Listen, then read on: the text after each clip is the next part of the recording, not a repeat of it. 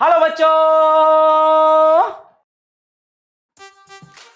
फिर से एक नए सफर की शुरुआत, एक बहुत ही शानदार शुरुआत। इस प्लेटफॉर्म पे हम शुरू करने जा रहे हैं क्लास 11 का मैथमेटिक्स कोर्स। वादा किया गया था कि फ्री कोर्स आते रहेंगे और वो वादा यहाँ पे निभाया भी जाता है। क्लास 11 का मैथमेटिक्स कोर्स शुरू हो चुका है।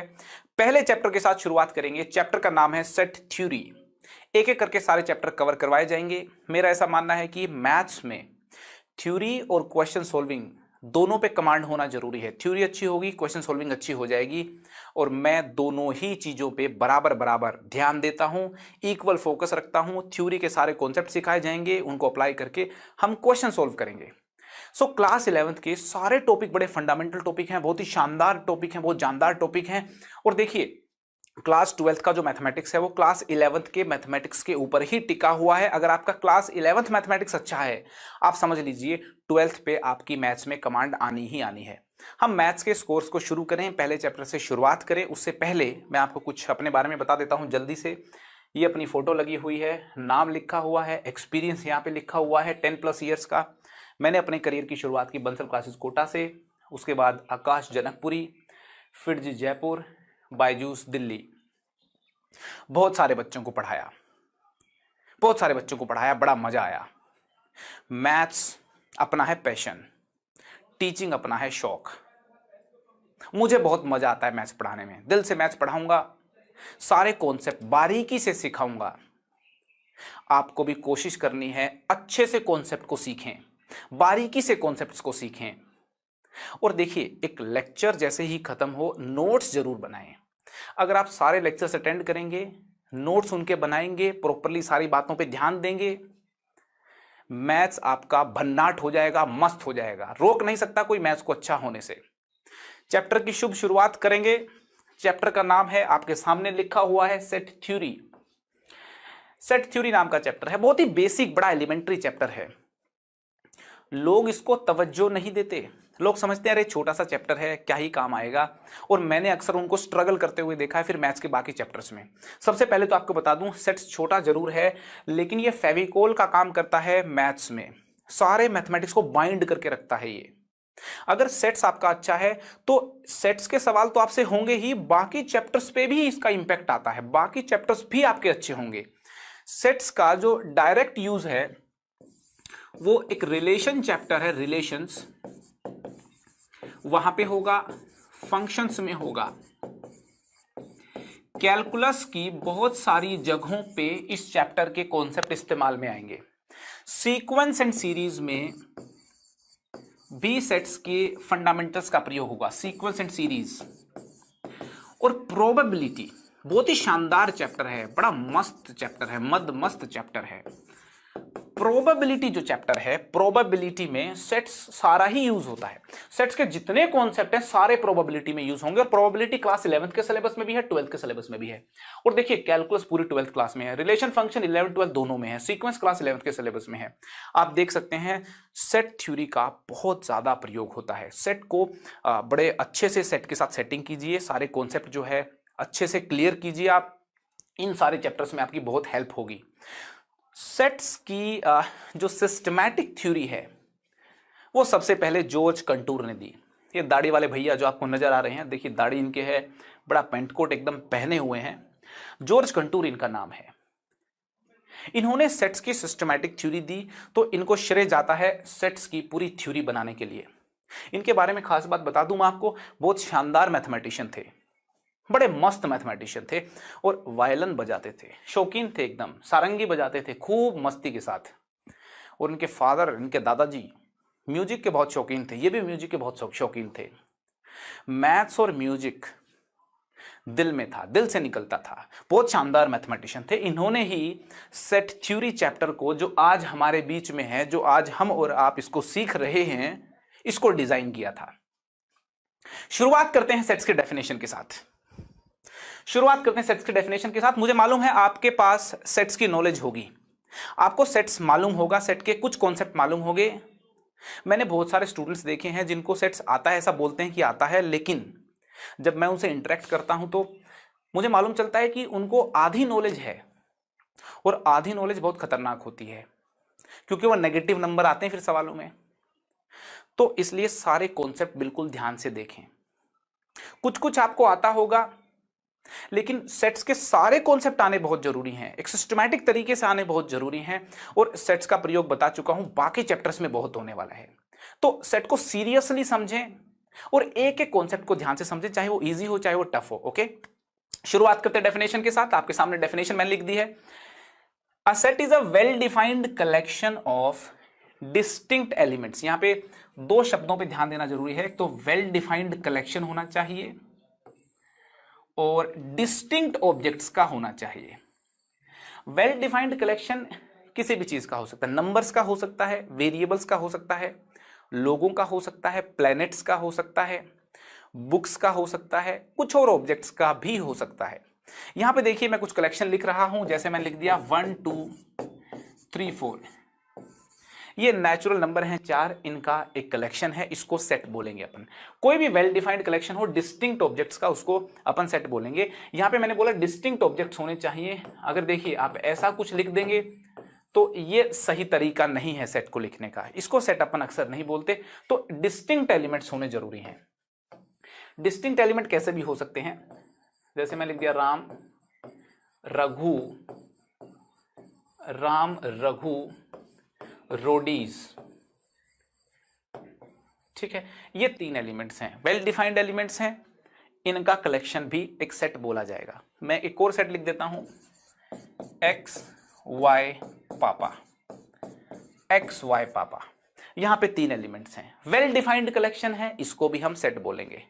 ठीक है, एक और सेट लिख देता हूं, मम्मी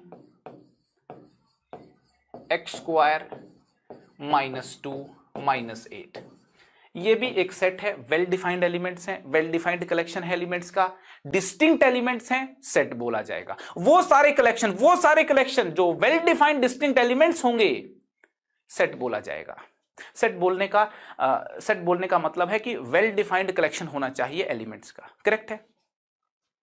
यहां पे लिखा है मैंने, arrangement of the objects in the set does not matter. मतलब सेट के अंदर जो एलिमेंट्स हैं उनकी अरेंजमेंट मैटर नहीं करती। एक सेट में मान लो ये लिख देता हूं जिसके अंदर 3 एलिमेंट्स हैं, और अगर मैं यूं लिख दूं 1 3 2, तो खुश होने की जरूरत नहीं है भाई। ज्यादा खुश मत होइए कि नया सेट लिख दिया मैंने, ये नया सेट नहीं है। इसमें भी वही 3 एलिमेंट हैं, इसमें भी वही 3 एलिमेंट हैं। यहां पे इनकी पोजीशन अगर आपने बदल दी तो ये मत समझना कि आपने सेट बदल दिया, ये सेम सेट है। ये दोनों के जो दोनों सेट हैं ये सेम सेट हैं। अरेंजमेंट जो है ऑब्जेक्ट्स की कैसा भी लिख लीजिए, फर्क नहीं पड़ता, सेट वही का वही रहेगा। तो well defined collection of elements है, डिस्टिंक्ट एलिमेंट्स होना चाहिए, और अरेंजमेंट जो है वो मैटर नहीं करती। ठीक है ना। एक सेट के अंदर जैसे मैंने ये लिख दिया यहां पे 1 2 3, ये जो 1 2 3 लिखे हैं इनको बोलते हैं एलिमेंट्स ऑफ द सेट। क्या बोलते हैं? Elements of the set. इनको मेंबर्स भी बोल देते हैं, एलिमेंट्स और मेंबर्स ऑफ द सेट। ठीक है ना, elements of the set, members of the set, या इनको ऐसे ही बोल देते हैं objects of the set.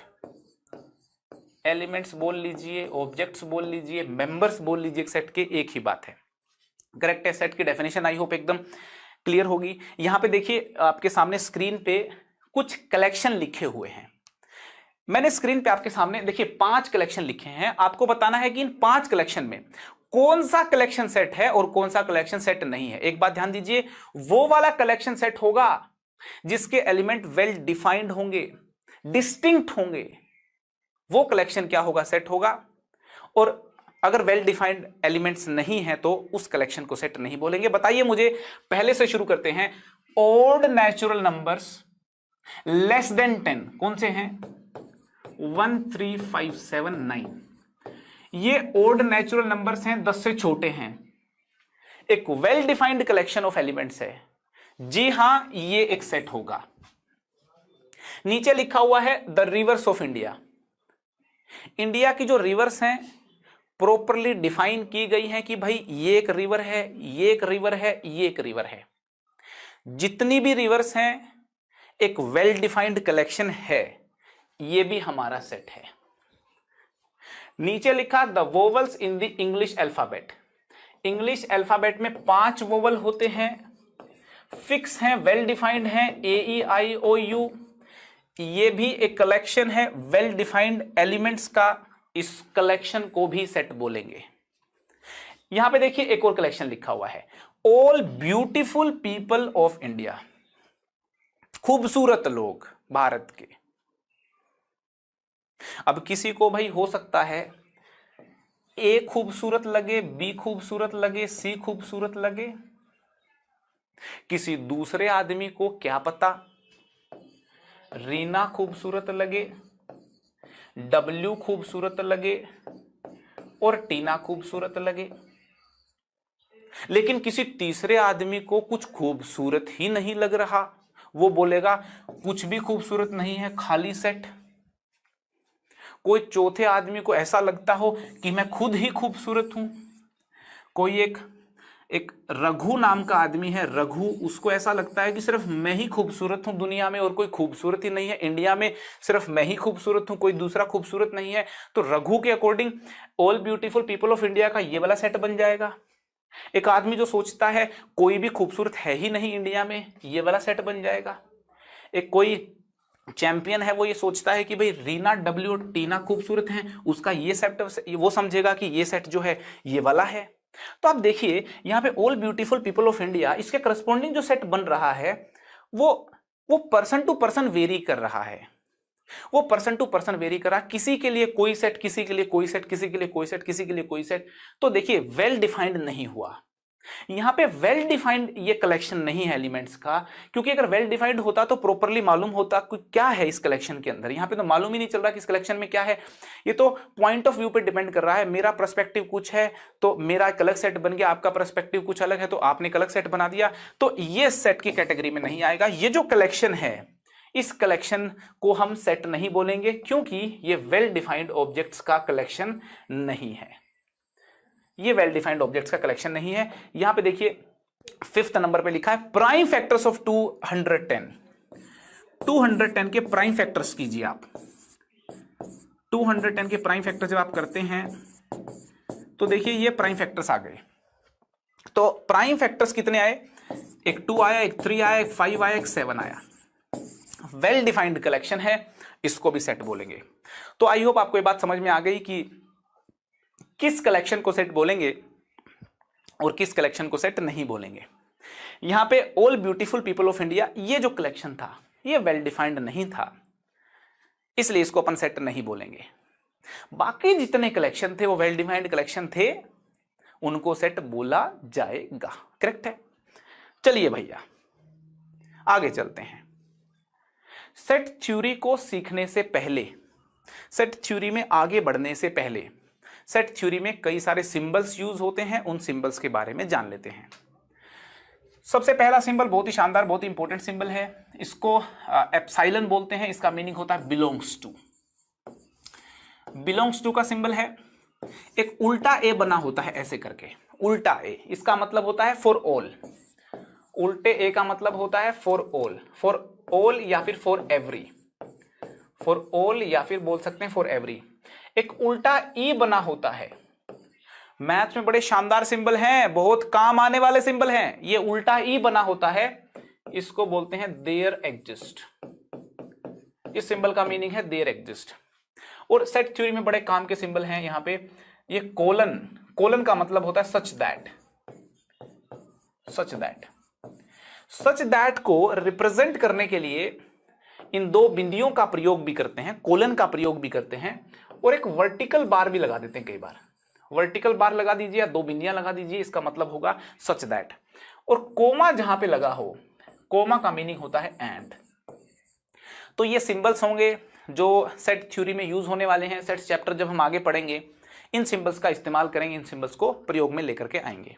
Correct है एकदम। आई होप इसमें किसी प्रकार का कोई कंफ्यूजन नहीं होगा। ठीक है, अब देखिए ये हमको मालूम चल गया है कि सेट क्या होता है। सेट होता है डिस्टिंक्ट वेल डिफाइंड एलिमेंट्स का कलेक्शन। ठीक है, अब बात करते हैं कि सेट को रिप्रेजेंट कैसे किया जाए। सेट को रिप्रेजेंट कैसे करना है। मान लो हमारे पास एक सेट है जिसके एलिमेंट्स हैं 1, 2, 3, 4 एंड 5। ये 5 एलिमेंट्स हैं। अब इस 5 एलिमेंट का जो सेट है अगर आप वो बनाएंगे तो कैसे बनाया जाएगा? पहले तो इन 5 एलिमेंट्स में कोमा लगाइए आप। पहले तो क्या कीजिए, आप इनमें लगाइए कोमा। लगा दिया कोमा। कोमा लगाने के बाद आप करली ब्रैकेट से बंद कर दीजिए। ये जो बन जाएगा ये बन जाएगा सेट। यहां पे देखिए पीछे कोमा नहीं लगाना आपको, यहां पर कोमा नहीं लगाएंगे। सो देखिए ये बन जाएगा एक सेट। करली ब्रैकेट होनी जरूरी है, एलिमेंट्स के बीच में कोमा लगा दिया और इस सेट को एक नाम दे दिया जाता है। किसी भी कैपिटल लेटर से आप इसको डिनोट कर सकते हो। कैपिटल लेटर अंग्रेजी का हो या हिंदी के किसी लेटर से भी आप इसको डिनोट कर सकते हो। किसी भी भाषा के लेटर से डिनोट किया जाता है अक्सर इसको, ऐसा कोई हार्ड एंड फास्ट रूल नहीं है। तो इस सेट का नाम हो जाएगा ए सेट। अब ये एक रिप्रेजेंटेशन है इस सेट की। इस रिप्रेजेंटेशन को बोलते हैं रोस्टर फॉर्म या बोल सकते हैं टेबुलर फॉर्म।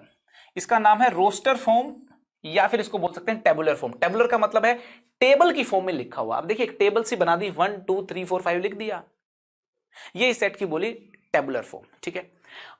एक्चुअली क्या होता है, सेट को रिप्रेजेंट करने के कई तरीके होते हैं। 3 तरीके होते हैं सेट को रिप्रेजेंट करने के लिए। सेम सेट को 3 तरीकों से लिखा जा सकता है। ये हमने देखा कि एक सेट को किस प्रकार से रिप्रेजेंट किया जाए। मैं आपको ये बता रहा हूं कि सेम सेट को लिखने के 2 तरीके और भी हैं। अगर अपने को विजुअली इसको रिप्रेजेंट करना है तो क्या करते हैं, हम एक इस प्रकार से सर्कल बना करके और उसके अंदर एलिमेंट लिख देते हैं। ऐसे करके 1 2 3 4 5 इस प्रकार से एक राउंड यूं करके एक लूप बना करके, और इस लूप में अगर एलिमेंट आप लिख दो तो वो हो जाएगा विजुअल रिप्रेजेंटेशन ऑफ सेट। ये कौन सा सेट है? सेट ए है। यहां इसके बाजू में लिख देंगे ए। इसका नाम लिखना हो इसके बाजू में यहां पे लिख देते हैं। यहां लिख सकते हो, यहां लिख सकते हो, जहां आपका मन करे वहां पे लिखा जा सकता है। ये बड़ी शानदार तरीका है लिखने का सेट को। सेट बिल्डर फॉर्म क्या है? Set builder form. Set builder form को प्रॉपर्टी फॉर्म भी बोलते हैं। सेट बिल्डर फॉर्म को प्रॉपर्टी फॉर्म भी बोलते हैं। सेट बिल्डर फॉर्म अगर आपको समझ में आ गया तो देखिए बहुत सारी क्लैरिटी सेट्स में हो जाएगी और बहुत सारे चैप्टर्स में, स्पेशली जेई के जो सवाल आते हैं उसमें सेट बिल्डर फॉर्म का बहुत प्रयोग किया जाता है। जेई को सेट बिल्डर फॉर्म बहुत पसंद है, बड़े मजे से यूज करते हैं सेट बिल्डर फॉर्म को। तो सेट्स को सेट बिल्डर फॉर्म में लिखना आना चाहिए। इस सेट को सेट बिल्डर फॉर्म में देखिए कैसे लिखेंगे। सेट का नाम क्या है? ए। सेट का नाम है ए। आइए समझते हैं इसको सेट बिल्डर फॉर्म में कैसे लिखें। यूं लिखते हैं कि set A contains all those x. Set A contains all those x such that, ये 2 बिंदियां मैंने बताई थी आपको such that की होती हैं। Set A contains all those x such that x is greater than equal to 1 and less than equal to 5 and x is a natural number. अब ध्यान से देखें, ये वाला जो सेट A है इसको मैंने रोस्टर फॉर्म में लिख दिया। अब इसको रोस्टर फॉर्म में लिखा, इसका मीनिंग समझते हैं। अगर आपको इसका मीनिंग समझ में आ गया, इसको डिकोड करना आ गया, समझ जाना, रोस्टर फॉर्म आपकी क्लियर है। देखिए डिकोड करते हैं इसको। सेट ए में वो सारे एक्स होंगे, सेट ए में वो सारे एक्स होंगे जो 1 और 5 के बीच के हों, इंक्लूडिंग 1 and 5, और नेचुरल भी हो।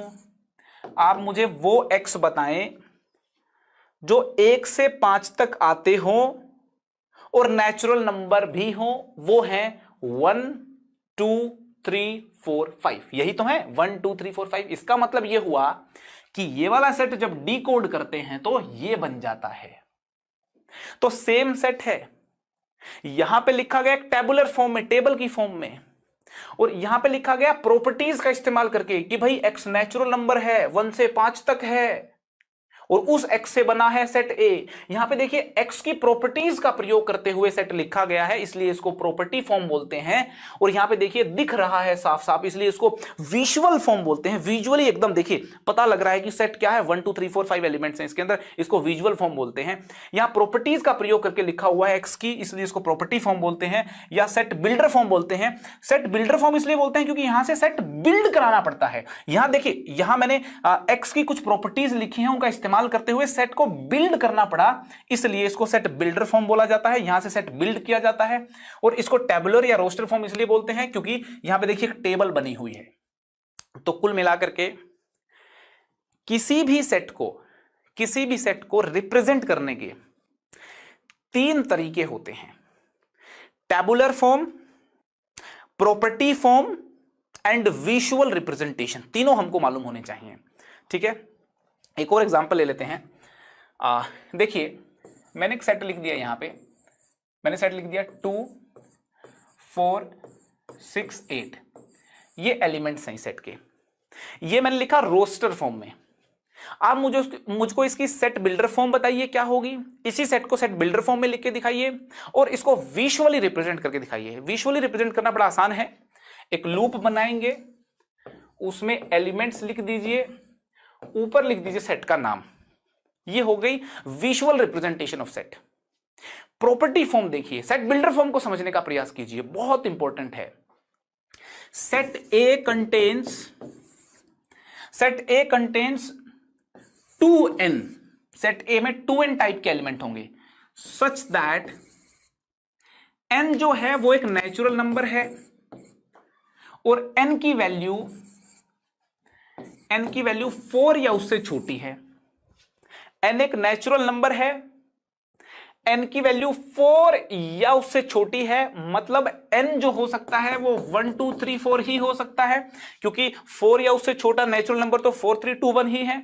जब आप n की वैल्यू 1 पुट करेंगे तो 2 बन जाएगा, 2 पुट करेंगे 4 बन जाएगा, 3 पुट करेंगे 6 बन जाएगा, 4 पुट करेंगे 8 बन जाएगा और पूरा सेट बन जाएगा।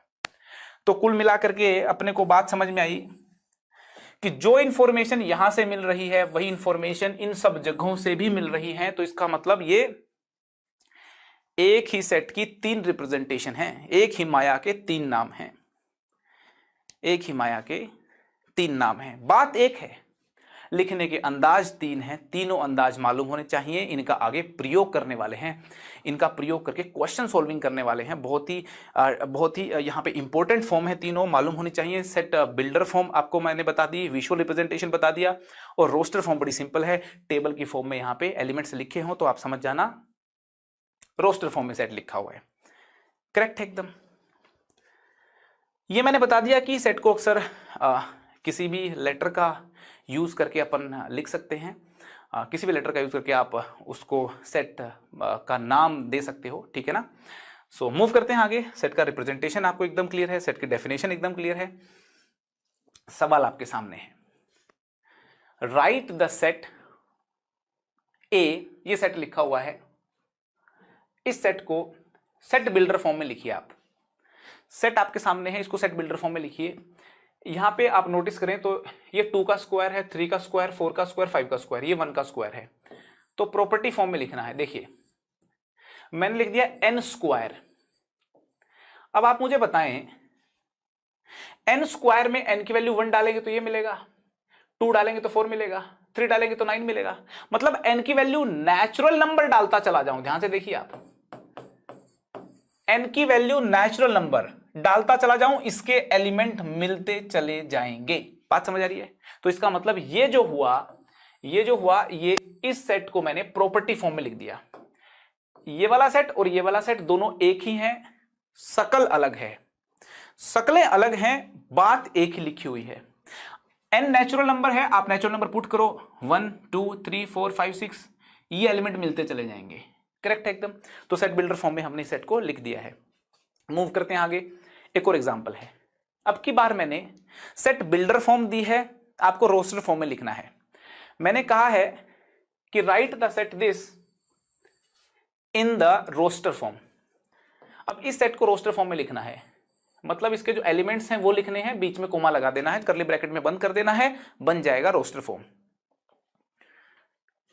इस सेट में वो सारे एक्स हैं जो पॉजिटिव इंटीजर हैं, पॉजिटिव इंटीजर होने चाहिए, और उनका जो क्यूब है वो 100 से छोटा होना चाहिए।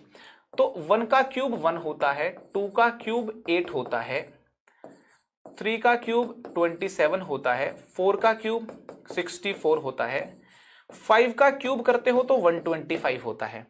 ऐसे कौन से नेचुरल नंबर हैं जिनका क्यूब करने पे, ऐसे कौन से x हैं जिनका क्यूब करने पे 100 से छोटा आ जाए, वो x हैं 1 2 3 और 4, वो x हैं 1 2 3 और 4। ये वो x हैं जो पॉजिटिव इंटीजर भी हैं और इनका क्यूब करने पे 100 से छोटा आंसर आता है। तो टेबल की फॉर्म में मैंने लिख दिया है, जो सेट बिल्डर फॉर्म में हमको सेट दिया गया था, उस सेट बिल्डर फॉर्म को डीकोड करके टेबल की फॉर्म में लिख दिया। आपके सामने स्क्रीन पे रोस्टर फॉर्म इस सेट की बन चुकी है।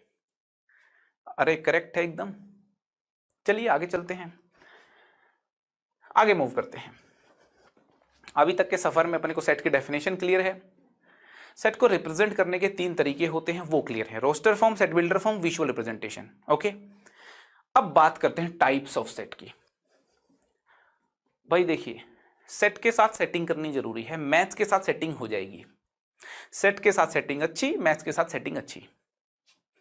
सेट जो है कई टाइप्स के होते हैं, अपन शुरुआत करेंगे बारी बारी से, सीखेंगे सारी टाइप्स को। सबसे पहले सीखेंगे फाइनाइट सेट्स और इनफाइनाइट सेट्स क्या होते हैं।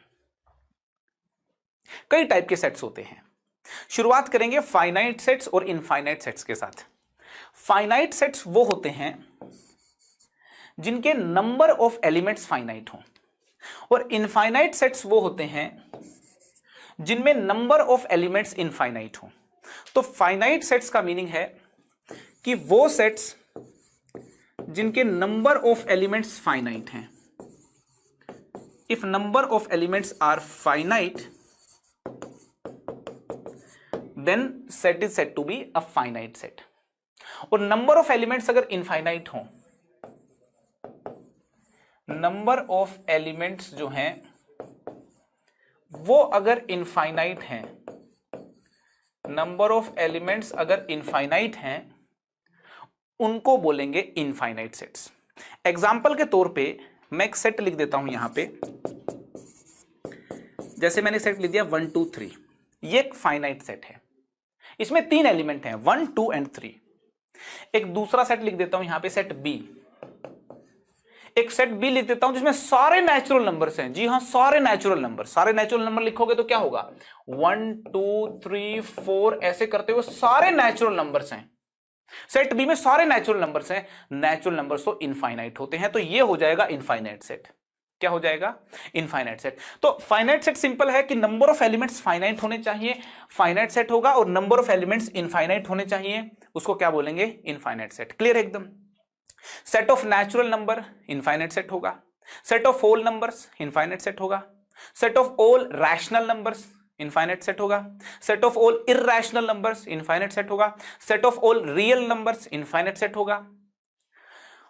फाइनाइट सेट में एक खास टर्म डिफाइन की जाती है, फाइनाइट सेट्स के साथ एसोसिएटेड है एक बहुत ही खास बात, cardinal number of a set.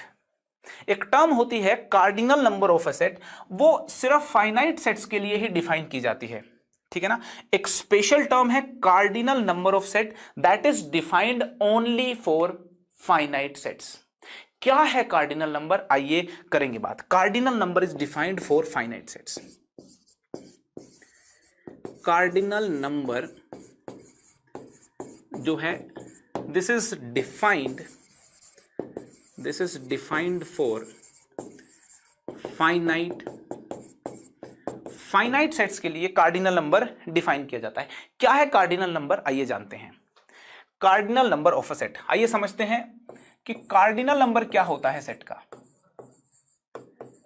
Cardinal number of a set, मैं आपको बता दूं कि कार्डिनल नंबर को ऑर्डर ऑफ अ सेट भी बोलते हैं, कार्डिनल नंबर को ऑर्डर ऑफ अ सेट भी बोलते हैं। एक सेट ले लेते हैं, मान लो एक सेट ए ले लिया मैंने, इसमें एलिमेंट्स हैं 1 2 3 x और y। आप इस सेट को देखिए, इस सेट में जितने एलिमेंट्स होंगे, कितने एलिमेंट्स हैं इसके अंदर हैं 1 2 3 4 5 एलिमेंट्स हैं, 5 एलिमेंट्स इसके अंदर हैं, तो इसका कार्डिनल नंबर भी 5 हो जाएगा। एक सेट में जितने नंबर ऑफ एलिमेंट्स होंगे उस नंबर को उसका कार्डिनल नंबर बोलते हैं। तो number of elements in a set is known as cardinal number of a set. यहां पे देखिए बिल्कुल एकदम क्लियर है, number of elements in a set is known as cardinal number of a set. Number of elements जो हैं एक set के, उसी को कार्डिनल नंबर बोलते हैं। Number of elements in a set is known as cardinal number of a set। cardinal number of a set। यहां पे नंबर ऑफ एलिमेंट्स कितने हैं? 5। तो इसका कार्डिनल नंबर कितना हो जाएगा? 5। इसका कार्डिनल नंबर हो जाएगा 5। कार्डिनल नंबर को रिप्रेजेंट करते हैं इस प्रकार से, Na लिख दिया यहां पे मैंने। ये जो Na है इसका मतलब है cardinal number of set A। इसका मतलब है number of elements in set ए, ऐसे बोला जाता है ना। इसको Na ऐसे भी रिप्रेजेंट करते हैं, कुछ बुक्स में ऐसे भी रिप्रेजेंट किया जाता है, O लिख देते हैं, O कैपिटल O A। इसका मतलब होता है ऑर्डर ऑफ सेट ए। बात एक ही है, चाहे कार्डिनल नंबर की बात करो या ऑर्डर ऑफ सेट की बात करो। और कुछ बुक्स में तो ए सेट के दोनों तरफ 2 डंडे लगा देते हैं, वर्टिकल बार्स लगा देते हैं, इसका मीनिंग भी होता है कार्डिनल नंबर। एक सेट के दोनों तरफ 2 वर्टिकल बार लगे हों तो समझ जाना cardinal number of a set लिखा हुआ है। करेक्ट है। Na से लिखिए, OA से लिखिए, वर्टिकल बार A से लिखिए, एक ही बात है। सबसे ज्यादा जो पॉपुलर सिंबल है वो है Na। Na का मतलब है number of elements in A। Number of elements in A कितने हैं? 5। करेक्ट है एकदम। तो अगर मान लो मैं एक सेट ले लेता हूं, यहां पे सेट B ले लेता हूं, x y -1 -8 w आयोटा। अब बताइए इसका कार्डिनल नंबर कितना है? कार्डिनल नंबर NB होगा 1 2 3 4 5 6। 6 एलिमेंट हैं तो इसका कार्डिनल नंबर कितना हो जाएगा? 6 हो जाएगा। करेक्ट है। 2 सेट अलग अलग हो सकते हैं फिर भी उनका कार्डिनल नंबर सेम हो, ऐसा हो सकता है। जैसे यहां पे देखिए 2 सेट हैं, सेट A, ये 2 डिफरेंट सेट हैं। ये देखिए 2 डिफरेंट सेट हैं, इनका कार्डिनल नंबर लेकिन सेम है। Na और Nb बराबर हैं। Na क्या है? A का कार्डिनल नंबर, इसमें 2 एलिमेंट है। Nb क्या है? 2 एलिमेंट इसके अंदर है, कार्डिनल नंबर 2 है। तो यहां पे दोनों का कार्डिनल नंबर बराबर है लेकिन सेट बराबर नहीं है। यहां पे नोटिस करने वाली बात है, सेट बराबर नहीं है लेकिन कार्डिनल नंबर इनका बराबर है। करेक्ट है। तो सेट अलग अलग हो, उनका कार्डिनल नंबर सेम हो सकता है। तो आई होप आपको कार्डिनल नंबर कॉन्सेप्ट में एकदम क्लैरिटी होगी। करेक्ट है एकदम। मूव करते हैं आगे। फाइनाइट इनफाइनाइट सेट आप जान चुके हो कि फाइनाइट इनफाइनाइट सेट क्या होते हैं। नंबर ऑफ एलिमेंट फाइनाइट है तो फाइनाइट सेट बोला जाएगा, नंबर ऑफ एलिमेंट इनफाइनाइट है तो इनफाइनाइट सेट बोला जाएगा। ठीक है। अब कुछ इनफाइनाइट सेट ऐसे हैं, बड़े स्टैंडर्ड इनफाइनाइट सेट हैं, उनके सिंबल जो हैं वो हमें मालूम होने चाहिए। जैसे कैपिटल N से रिप्रेजेंट किया जाता है सारे नेचुरल नंबर्स के सेट को। एक सेट में सारे नेचुरल नंबर लिखे हों, एक सेट में सारे नेचुरल नंबर लिखे हों, उस सेट का नाम रखा गया है कैपिटल N। कैपिटल N क्या है? Set of all natural number, सारे होने चाहिए, ऑल नेचुरल नंबर्स। W से रिप्रेजेंट किया जाता है set of all whole numbers, set of all whole numbers. W का मतलब है a set of all whole numbers. ठीक है। अगर लिखा हो R, इसका मतलब है set of all real numbers. Real numbers के सेट को R से डिनोट किया जाता है, R पॉजिटिव और R नेगेटिव। R पॉजिटिव का मतलब है set of all positive real numbers. R negative का मतलब है set of all negative real numbers. Correct है। Q से डिनोट किया जाता है रैशनल नंबर्स के सेट को। सारे रैशनल नंबर्स एक सेट में लिख दिए जाएं, उस सेट का नाम रखा गया Q। तो Q बोलेंगे set of all rational numbers. Z से डिनोट किया जाता है इंटीजर्स के सेट को।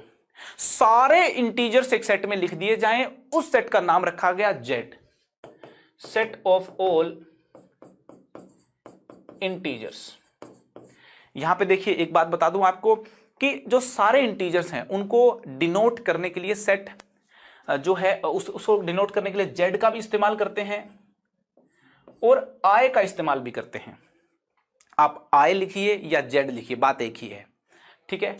आई पॉजिटिव या फिर जेड पॉजिटिव, आई पॉजिटिव या फिर जेड पॉजिटिव, इनसे डिनोट किया जाता है सारे पॉजिटिव इंटीजर्स को, है ना। Set of all positive integers. और आई नेगेटिव या फिर जेड नेगेटिव, आई नेगेटिव या फिर जेड नेगेटिव से रिप्रेजेंट किया जाता है नेगेटिव, सारे नेगेटिव इंटीजर्स के सेट को, ठीक है। यहां पे इंटरेस्टिंग बात बता दूं आपको कि इररेशनल नंबर्स को डिनोट करने के लिए एज सच कोई सिंबल नहीं है। इररेशनल नंबर्स को डिनोट करने के लिए कोई एज सच एक यूनिक सिंबल नहीं है। उसको किस प्रकार से डिनोट करते हैं मैं आपको बता दूं। जनरली सवालों में ऐसे लिखा होता है R minus Q.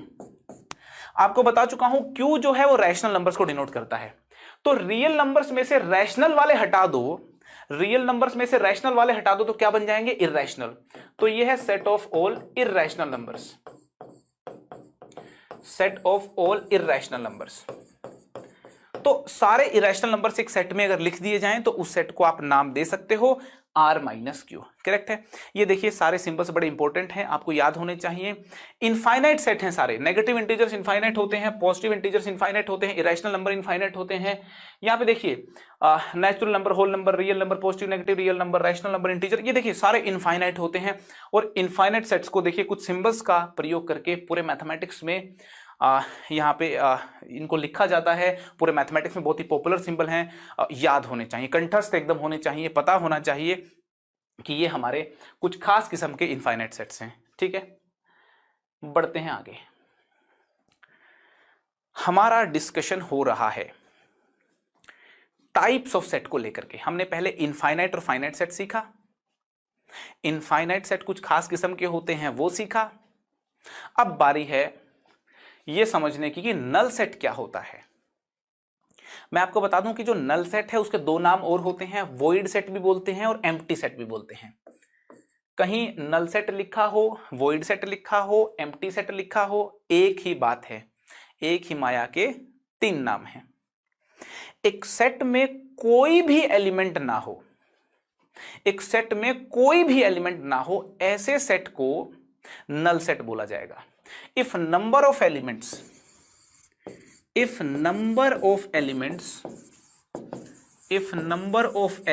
in a set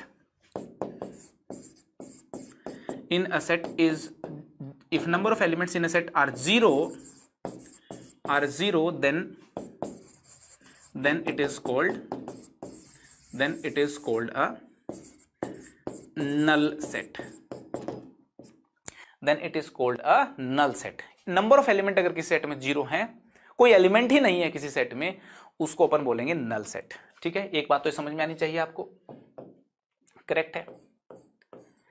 दूसरी बात ये मालूम होनी चाहिए कि जो नल सेट है उसको रिप्रेजेंट करते हैं, यहां पे खाली ब्रैकेट से रिप्रेजेंट किया जाता है या फिर ग्रीक अल्फाबेट फाई से इसको रिप्रेजेंट करते हैं। फाई एक ग्रीक अल्फाबेट है, तो फाई से हम नल सेट को रिप्रेजेंट कर सकते हैं या फिर खाली ब्रैकेट से हम नल सेट को रिप्रेजेंट कर सकते हैं। तो ये दो रिप्रेजेंटेशन है नल सेट के, आप दोनों में से जो मर्जी इस्तेमाल कर सकते हो।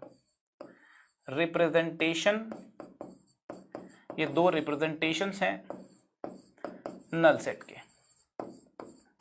जो आपका मन करे उसको आप यूज कर सकते हो, ठीक है।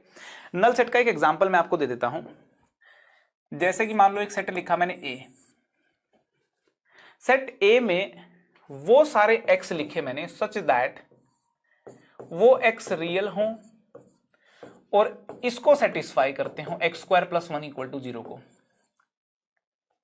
आप मुझे वो एक्स बता दीजिए, आप मुझे वो एक्स बता दीजिए, आप मुझे वो एक्स बता दीजिए सच दैट वो एक्स रियल भी हो एंड वो इसको भी सेटिस्फाई करता हो।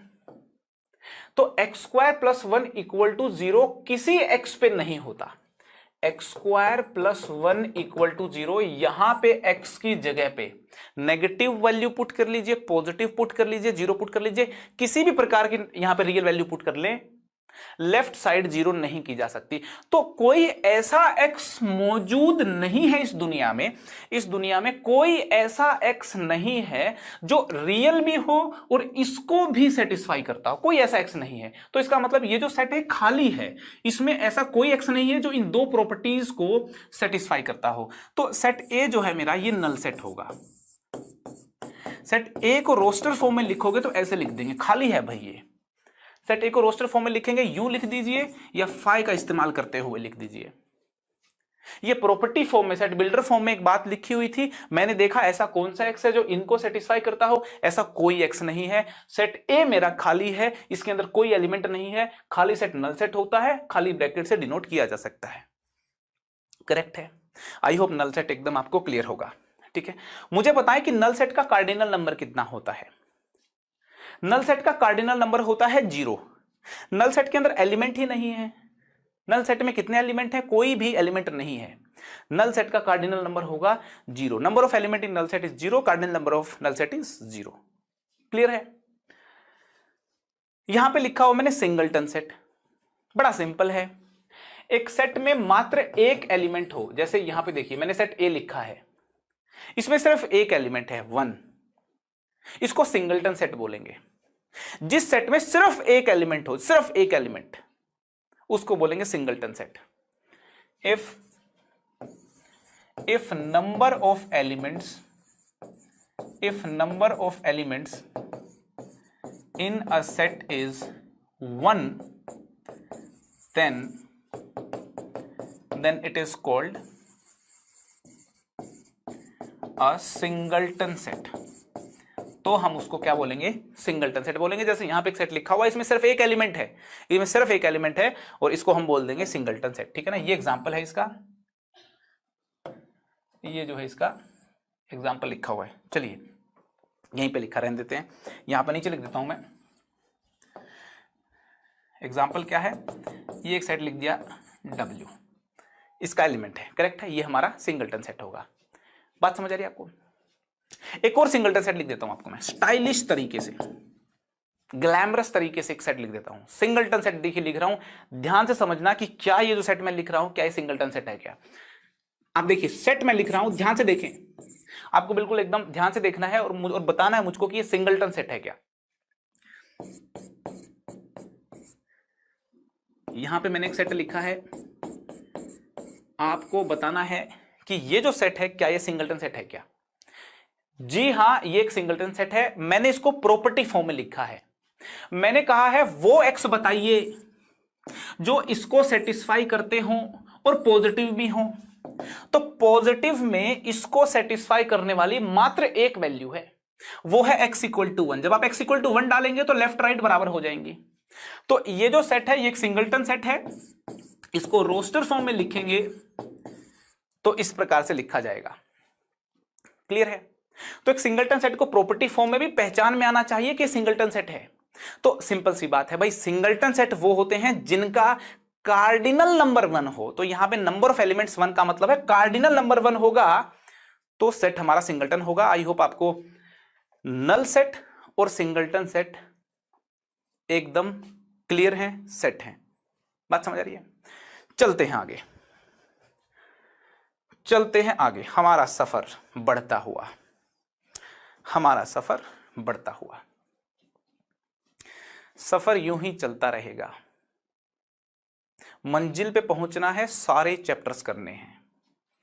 आज बस एक शुरुआत है, आज की शुरुआत, एक शानदार शुरुआत होनी चाहिए। सारी चीजें आपको 1 बाय 1 समझ आनी चाहिए।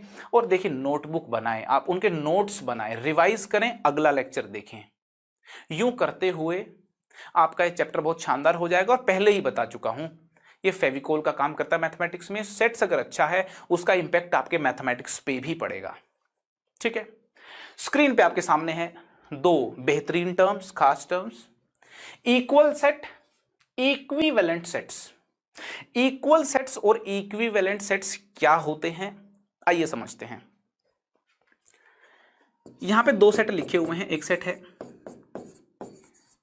ए और दूसरा सेट है बी। आप इन दोनों सेट्स को ध्यान से देखें जरा।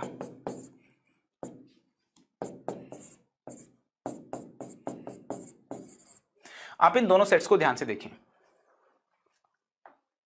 मैं बोलता हूं कि ये दोनों सेट्स इक्वल सेट्स हैं। ये जो दोनों के दोनों सेट्स हैं ये इक्वल सेट्स हैं। यहां पे ए सेट के एलिमेंट हैं 1 और 2। बी सेट को मैंने लिखा हुआ है सेट बिल्डर फॉर्म में। आइए इसको रोस्टर फॉर्म में बनाते हैं,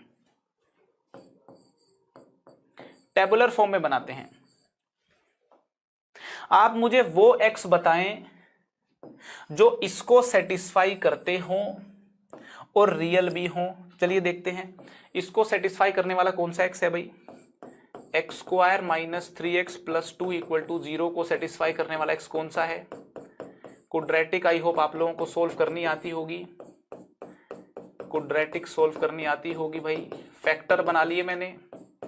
इस क्वाड्रेटिक के जैसे ही मैंने फैक्टर बनाए तो यहां पे देखिए समझ आ रहा है, या तो x2 होगा या फिर x1 होगा। तो x की वैल्यू 1 और 2 आई, वही x चाहिए था मुझको। मेरा जो सेट b है वो उन x से मिलके बना है जो x इसको 0 करते हैं, और वो x हैं 1 और 2। 1 और 2 वो x हैं जो इसको 0 करते हैं। तो मेरे सेट में दो एलिमेंट्स हैं 1 और 2, और a सेट में भी यही दोनों एलिमेंट थे। ए सेट में भी एलिमेंट थे 1 और 2, बी सेट में भी एलिमेंट थे 1 और 2। सारे एलिमेंट ए के बी में हैं, सारे एलिमेंट बी के ए में हैं।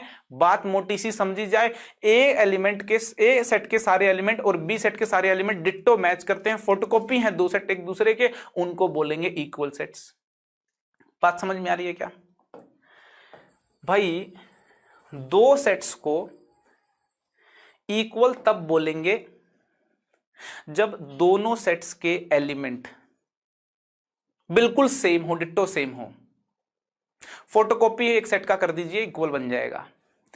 यहां पे ए सेट के सारे एलिमेंट बी में हैं, बी सेट के सारे एलिमेंट ए में हैं, तो ए और बी के सारे एलिमेंट्स जो हैं सेम एलिमेंट्स हैं दोनों सेट में।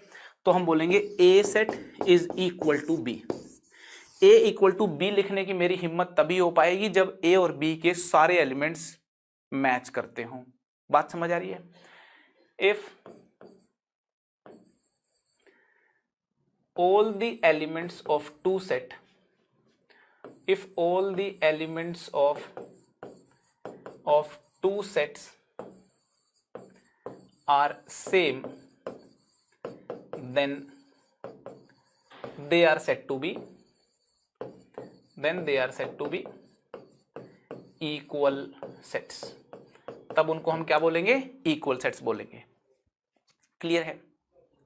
अब ये क्या बल्ला है भाई, ये क्या है, इक्विवेलेंट सेट क्या होंगे।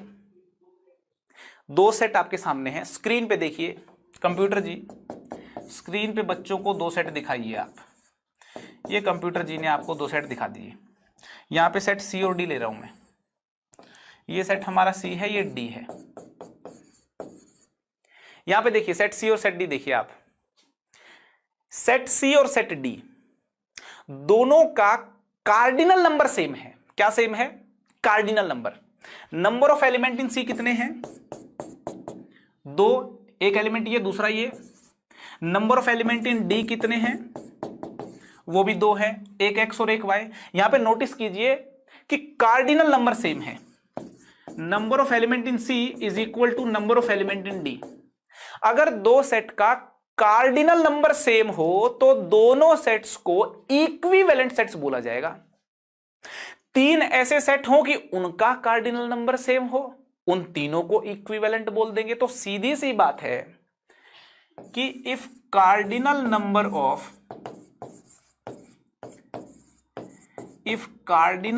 Of sets is same, then they are said to be equivalent sets। they are said to be equivalent sets। तो दो सेट्स को इक्विवेलेंट सेट्स तब बोलेंगे जब दोनों का कार्डिनल नंबर सेम हो।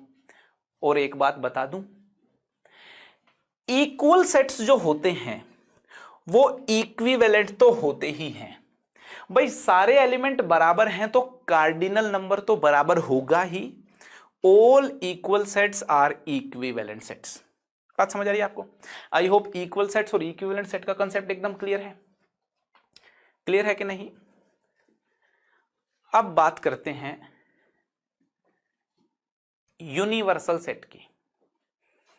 ऐसा सेट जो सारे सेट्स का दाता हो, ऐसा सेट जिससे बाकी सारे सेट निकले हों, उसको बोलेंगे यूनिवर्सल सेट। अब तुम सोच रहे हो मैं कैसी बातें कर रहा हूं, क्या बोल रहा हूं? डेफिनेशन आपके सामने पहले पढ़े। The set that has all the elements relevant to our question.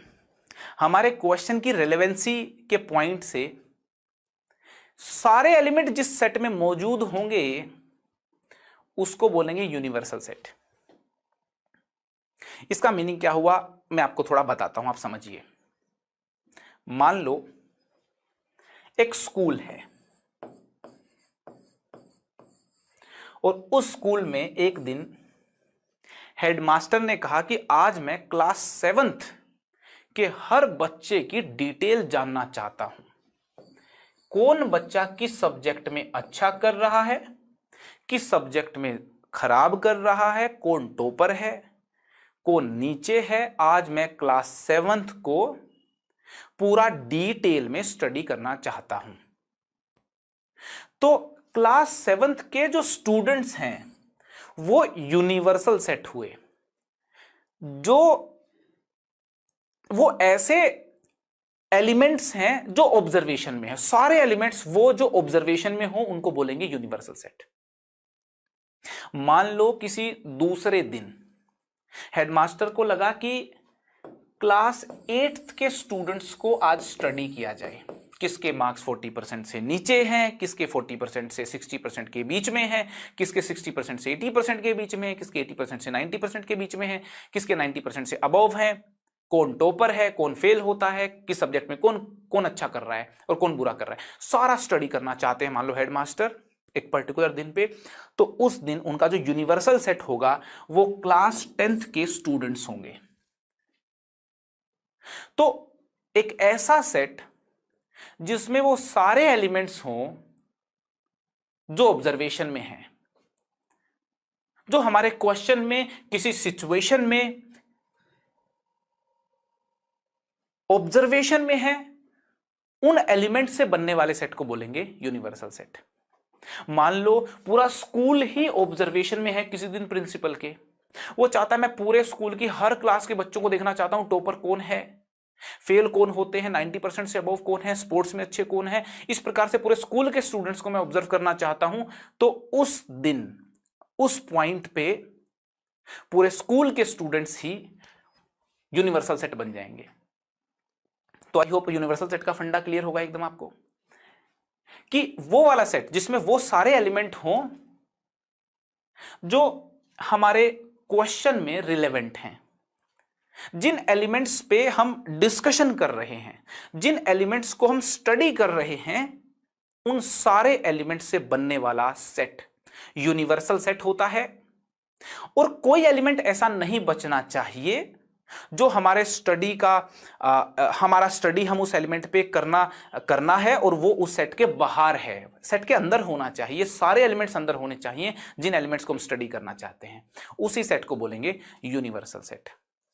तो डिफरेंट डिफरेंट टाइप के सेट्स हम सीख रहे हैं और यूनिवर्सल सेट का फंडा भी आई होप आपको एकदम क्लियर होगा। ठीक है, अब हम बात करते हैं रियल नंबर लाइन की। रियल नंबर लाइन क्या होती है?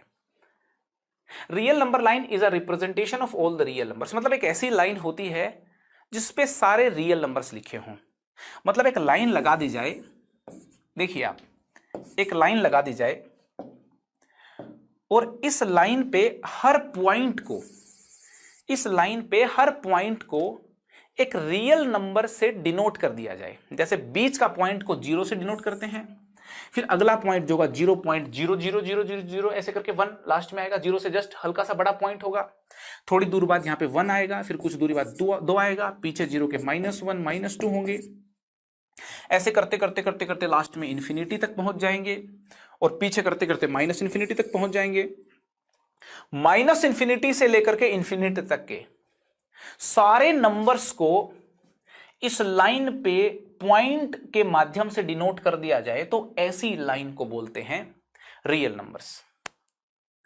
सारे रियल नंबर्स इस लाइन पे एक पॉइंट का प्रयोग करते हुए डिनोट किए जाते हैं। यहां पे देखिए लिखा भी हुआ है, हॉरिजॉन्टल लाइन है ये। Each point on the line represents a real number, and यहां पे ये भी लिखा है कि every real number corresponds to a point on the line. हर रियल नंबर एक पॉइंट की फॉर्म में यहां पे मिलेगा आपको, और हर पॉइंट इस लाइन का एक रियल नंबर को रिप्रेजेंट करता है। चाहे वो रैशनल हो, चाहे वो इरेशनल हो, किसी भी प्रकार का नंबर हो, सारे नंबर्स रियल यहां पे इस लाइन पे मौजूद हैं।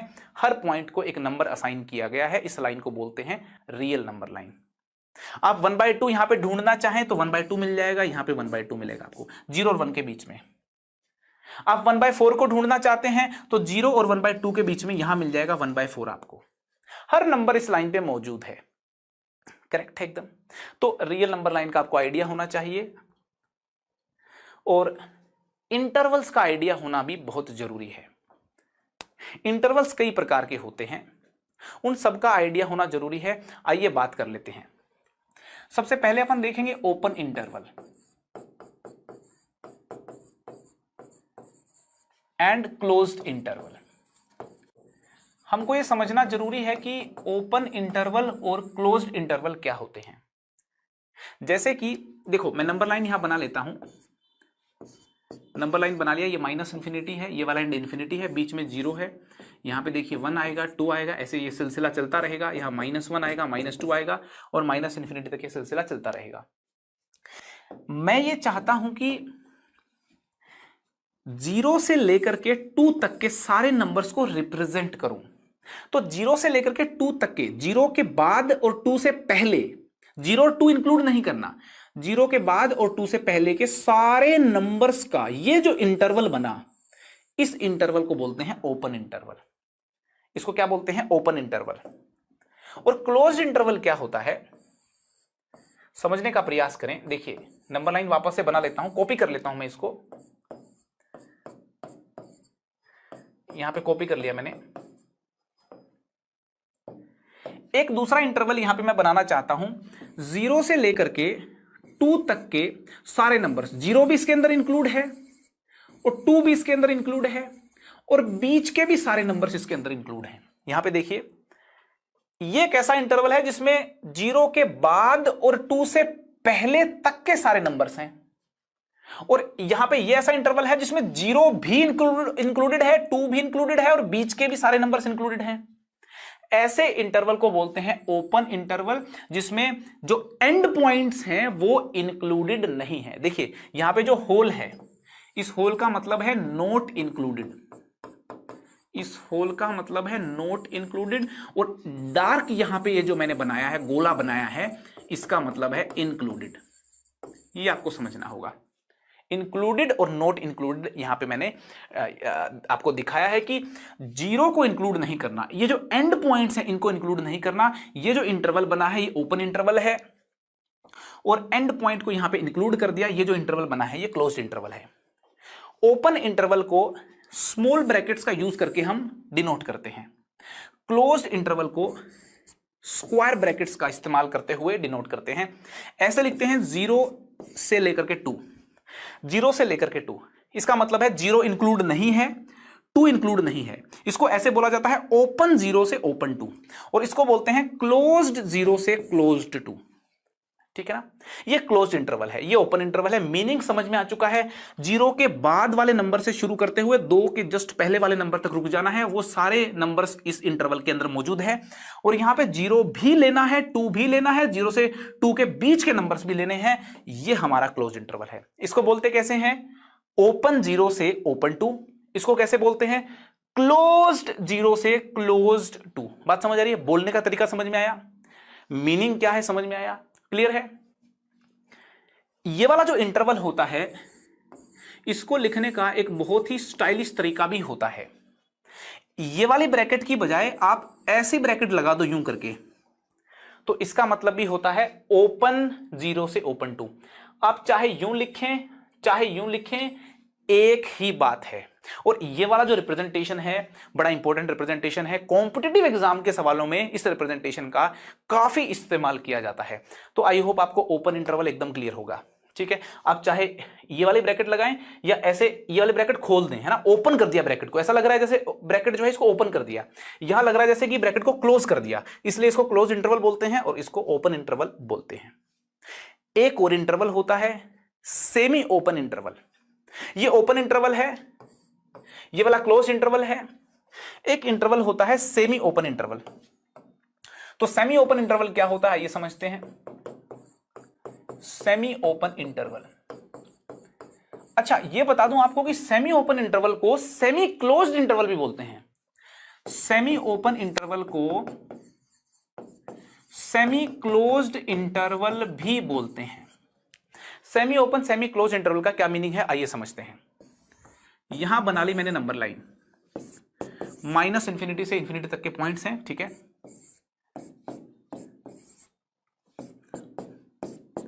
देखिए एक इंटरवल मैं आपके सामने लिख रहा हूं, 0 से लेकर के 2 तक के सारे नंबर्स लेने हैं अपने को, 0 से लेकर के 2 तक के सारे नंबर्स लेने हैं। 0 को इंक्लूड कर लीजिए, 0 को इंक्लूड कर लीजिए, लेकिन 2 को ना इंक्लूड कीजिए। आप 2 को इंक्लूड नहीं करना। 0 पे क्लोज्ड है, 0 से 2 तक के सारे नंबर लेने हैं और 2 पे ओपन है क्योंकि 2 इंक्लूडेड नहीं है। ऐसा इंटरवल जो आधा क्लोज्ड है इसको आप सेमी क्लोज्ड बोल सकते हो। और देखिए आधा ओपन है इसलिए इसको सेमी ओपन भी बोल सकते हो। आप इसको सेमी क्लोज्ड बोलो वो भी सही है, सेमी ओपन बोलो वो भी सही है। तो इस इंटरवल को बोलते हैं सेमी ओपन या फिर सेमी क्लोज्ड इंटरवल, जिसमें एक एंड पॉइंट तो इंक्लूडेड हो और दूसरा एंड पॉइंट इंक्लूडेड ना हो। इसको यूं भी लिख सकते हो आप, देखो 0 पे क्लोज्ड है और 2 पे ब्रैकेट ये वाली खोल दो, तो आप इसको यूं लिखें या फिर यूं लिखें बात एक ही है। लेकिन आपको दोनों मालूम होने चाहिए। आपको मालूम होना चाहिए कि एक ही माया है, नाम दो हैं। बात समझ में आ रही है?